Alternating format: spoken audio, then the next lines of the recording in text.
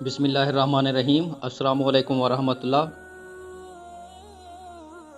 مشرکین مکہ کا سردار ابو جہل کے بارے میں روایات میں آتا ہے کہ حضور صلی اللہ علیہ وآلہ وسلم جب رات کو قرآن مجید پڑھتے تھے تو یہ حضور صلی اللہ علیہ وآلہ وسلم کی چھپ چھپ کر قرأت سنتا تھا۔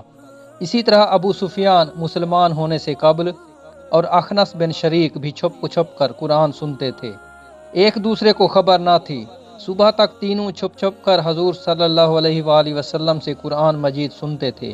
جب دن کا اجالا ہونے لگتا تو واپس اپنے اپنے گھر لوٹ آتے۔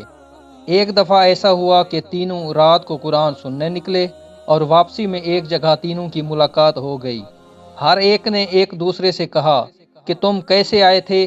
جب بات کھل کر سامنے آ گئی کہ قرآن سننے آئے تھے تو اب سب نے آپس میں یہ معاہدہ کیا کہ ہمیں قرآن مجید سننے کے لیے نہیں آنا، کہیں ایسا نہ ہو کہ ہمیں دیکھ کر قریش کے جوان بھی آنے لگیں اور ہم آزمائش میں پڑ جائیں۔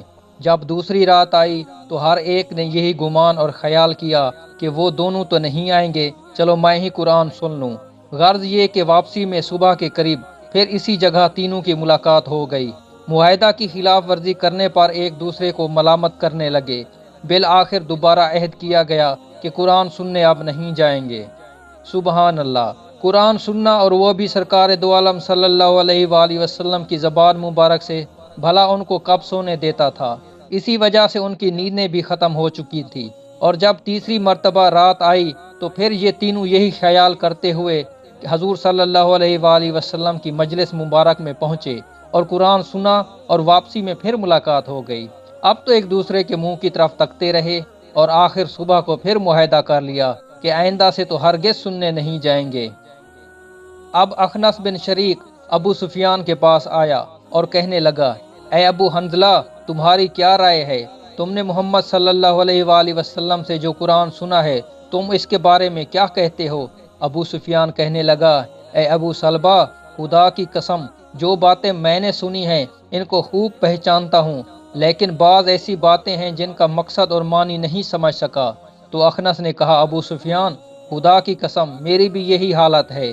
اس کے بعد اخنس بن شریک ابو جہل کے پاس آیا اور کہنے لگا، اے ابو الحکم، تم محمد صلی اللہ علیہ وآلہ وسلم سے جو کچھ سنا ہے اس کے بارے میں تمہاری کیا رائے ہے، اور تم نے کیا سنا؟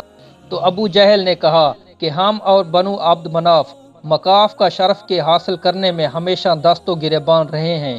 انہوں نے دعوتیں کی، ہم نے بھی کی، انہوں نے خیر و سخاوت کی، ہم نے بھی کی، حتیٰ کہ ہم پاؤں جوڑے بیٹھے رہے اور وہ کہنے لگے، ہمارے پاس تو خدا کا ایک پیغمبر ہے، اس پر آسمان سے وحی اترتی ہے، تو اب ہم یہ بات کہاں سے لائیں؟ خدا کی قسم ہم اس پر ایمان نہ لائیں گے اور اس کی پیغمبری کی تصدیق نہیں کریں گے۔ اخنس بن شریک یہ سن کر چلا گیا۔ افسوس کہ حق کو حق سمجھ کر بھی ایمان نہ لائے اور یوں ہی جھوٹی چودراہٹ کے تحفظ میں جہنم کی آگ کا سودا کر بیٹھے۔ یا اللہ ہماری توبہ!